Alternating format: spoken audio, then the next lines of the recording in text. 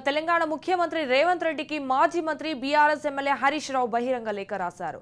కాంగ్రెస్ ప్రభుత్వం విద్యా వ్యవస్థను పట్టించుకోవడం లేదని విమర్శించారు.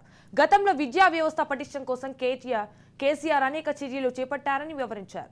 ప్రాథమిక విద్య నుంచి ఉన్నత విద్య వరకు అన్ని విధాల అభివృద్ధి చేసేందుకు పాటుపడ్డారని తెలిపారు.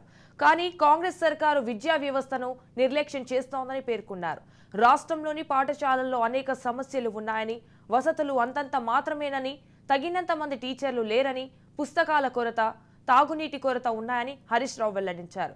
జీతాల చెల్లింపు ఆలస్యం అవుతోందని ఆరోపించారు. విద్యాశాఖను కూడా నిర్వహిస్తున్న సీఎం రేవంత్ రెడ్డి రాజకీయ అంశాలకే అధిక ప్రాధాన్యత ఇస్తున్నారని హరీష్ రావు తన లేఖలో విమర్శించారు.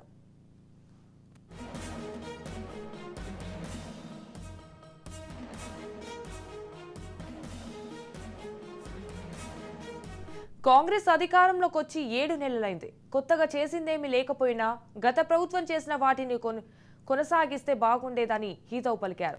కాంగ్రెస్ సర్కారు పాలన తెలంగాణ రాష్ట్రంలోని విద్యార్థులకు, ఉపాధ్యాయులకు, ప్రభుత్వ పాఠశాలలకు శాపంలా మారిందని హరీష్ రావు ఆవేదన వ్యక్తం చేశారు. మధ్యాహ్న భోజన పథకం, హెల్పర్లకు పెండింగ్ జీతాలు ఇవ్వాలని హరీష్ రావు డిమాండ్ చేశారు. రాష్ట్రంలో ఖాళీగా ఉన్న 9,000 ఉపాధ్యాయ పోస్టులను వెంటనే భర్తీ చేయాలని స్పష్టం చేశారు.